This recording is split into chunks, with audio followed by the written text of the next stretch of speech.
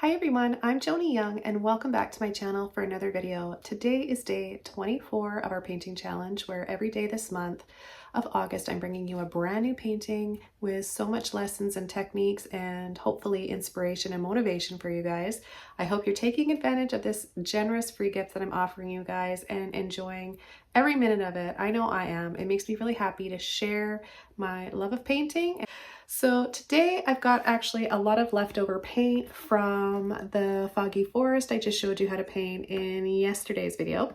So I'm going to be painting another painting with these colors, but I've added blue, phthalo blue, and I'm going to go over those colors and the brushes right now and everything you'll need for this dreamy seascape. So join me now, subscribe to my channel if you haven't already, and tap the bell so you get notified every time I upload a new video so you don't miss out on anything I've got here to show you. Okay, let's jump in and get started.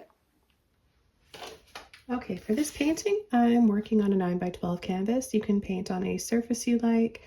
And the colors I'm using today are titanium white, lemon yellow, sap green, Mars black, phthalo blue. You can use any colors you want. And I have two brushes I'll be using for this painting, a 14 filbert brush and a 1-inch mop brush. I'll have the link below for brushes and paint if you're interested. And we're going to just jump in and get started with the very first step. So we're going to be using a combination of both of these brushes to paint a really soft sky.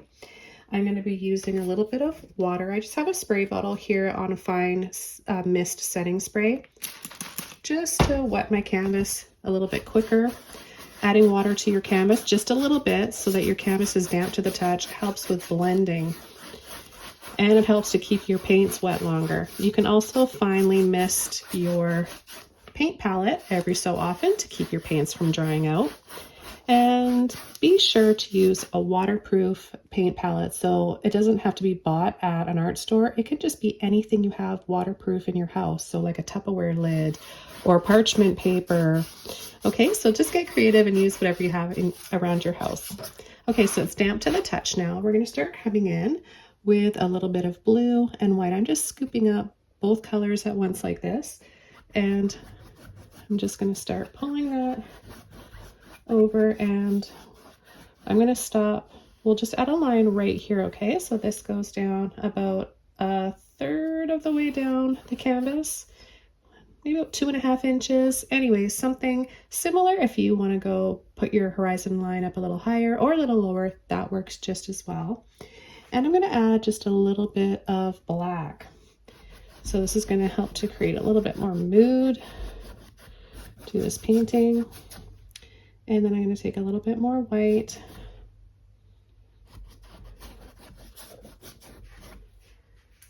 Okay, you'll rinse your brush out and then you'll go over to your dry and clean mop brush. And we're just going to lightly pull and flick up. Now, where you pull and gently flick up, any direction you take with this brush will direct the movement of your clouds in your sky, and you can do some amazing things just with the direction you pull your paint in. Okay, so just a little bit like that. And remember to rinse your brushes out. Okay, the next thing we're going to do is come in with some water. I'm going to use a little bit of blue, a little bit of black, green, and white. Again, I'm just taking all 4 colors. Again, that was blue, white, green, and just a little bit of black. Use the least amount of black because it is the strongest color and will overpower all the other ones. And we're going to just come down right below the horizon line here, and we're going to pull and sweep. Now, I'm not going to pull all the way to this side because we're going to be covering this up with our cliff, and we'll just keep going back and forth, side to side like this, working those colors out. All right, then I'm going to take white and I'm going to start adding that over top, and depends on how much light you want your water or like white caps. So if you just start to go over and leave these white lines, that'll create that movement in the water.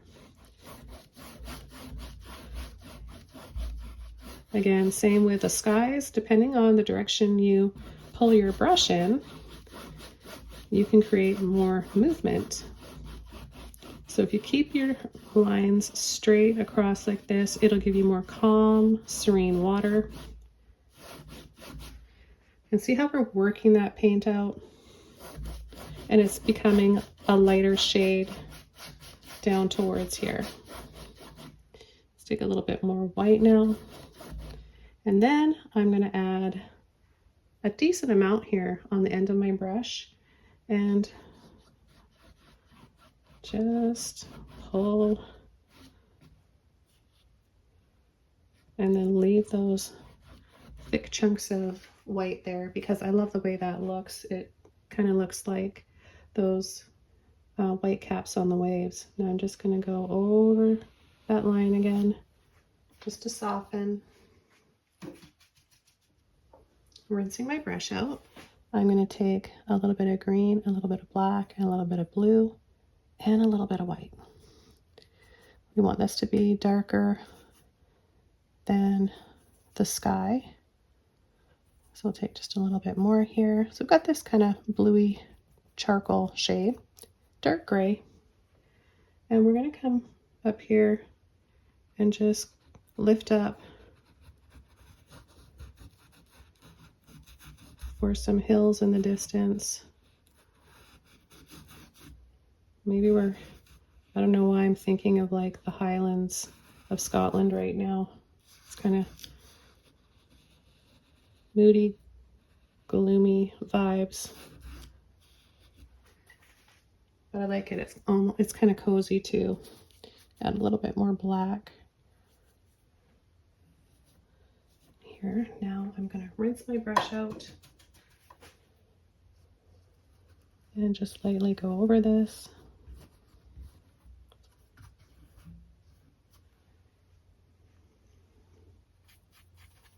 Okay, we're going to take some more and we're going to start coming in here and making wiggly kind of lines. So we'll come right over here, wiggle, come down, wiggle, come down, and then we're going to pull this back.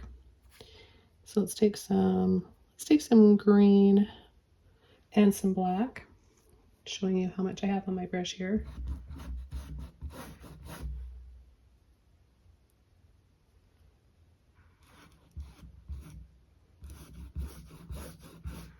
And we're just going to pull that across.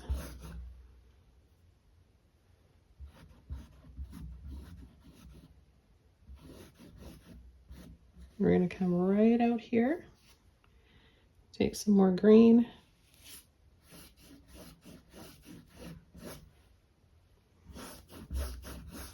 work that paint out of the brush.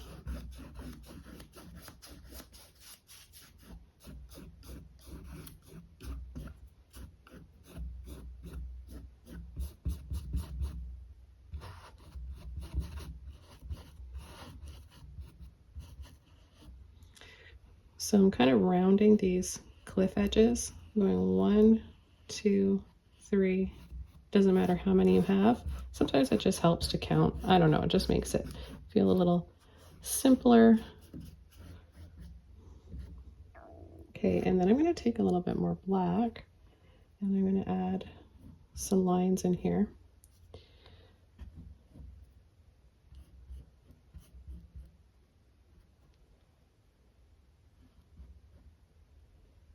A little bit back here.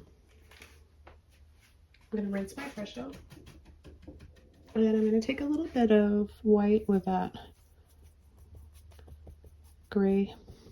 You can add a little bit of green, black, just a little bit of a gray shade. I'm going to turn my brush over. You don't have to hold your brush like this, but I kind of find it helpful. And I'm just going to pull and lightly kind of drag down here. Very light to the touch.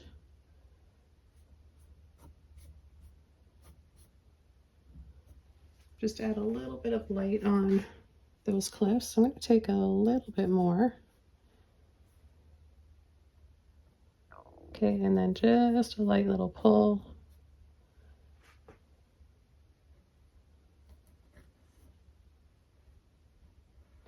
pull and scoop around right there. A little bit more white. Pull and scoop around. It looks a little bit like a beach down there. I've got a clean brush now. I'm going to take just a little bit of white and yellow, and I'm going to go partially over that and partially over that blue. All right, now I'm going to take green, yellow, and white. I'm going to be pretty generous, and I'm going to pull across.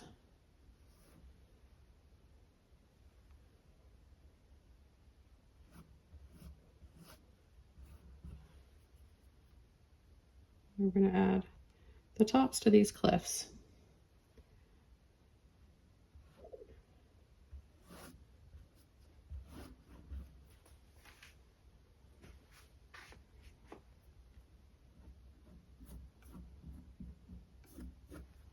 Now you can add this layer onto a dry painting underneath or wet like I am. Take a little bit more.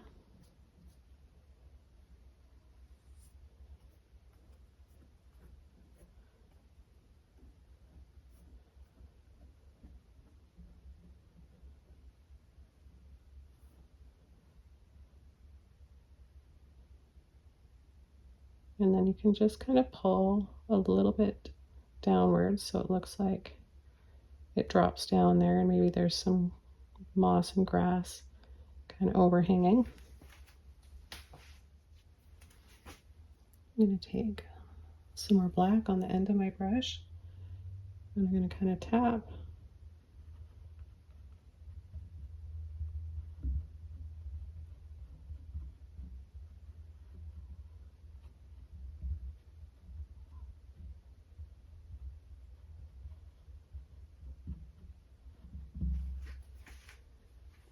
Add a little bit more green, yellow, and white to the end of my brush.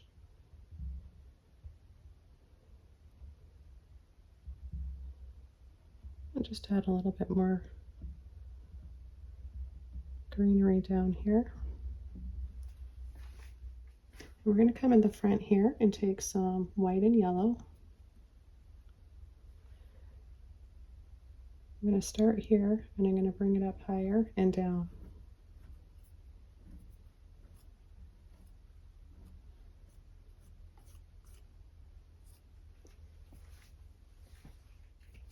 And we can make it look like there's a little path in here just by lightly pulling off some of that paint.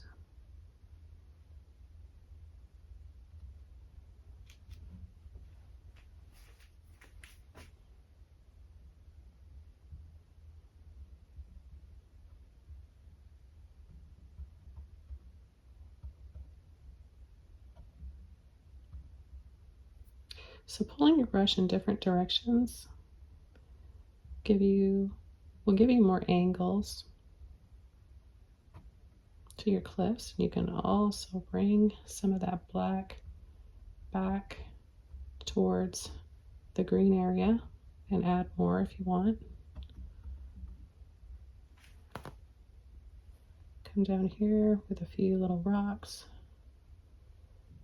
You can add a little rock at any time, just a little half circle, little dabs here.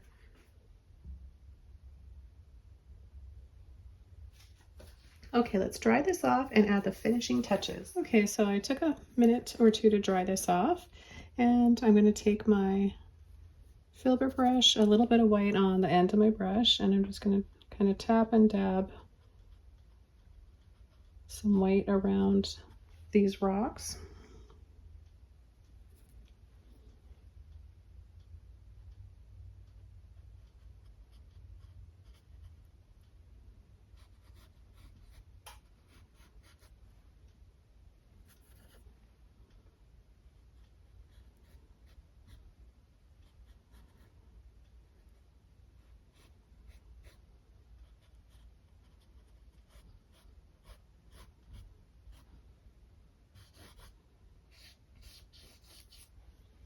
And then I'm going to take some green, yellow, and white again.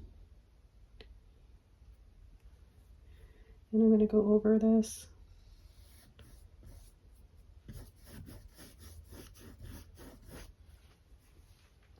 This is just going to give us some more sunlight.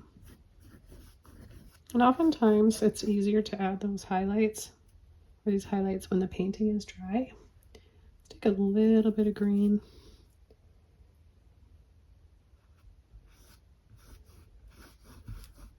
And we've got our path in there. Some parts of this painting are still a little bit wet because the paint I added was really thick. So I might disrupt that a bit, but it's not a big deal.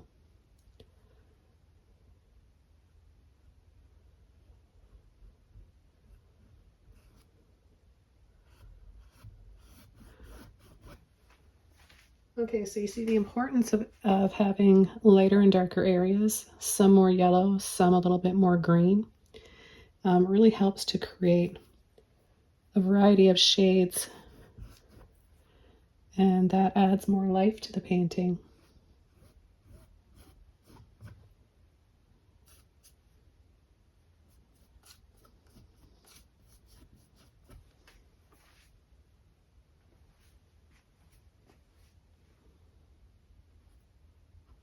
Could add a hint of green on those rocks if you want, like that. Okay, I hope you all enjoyed learning how to paint this seascape today and have fun painting your own. Meet me back here, same time, same place, for day 25. Bye!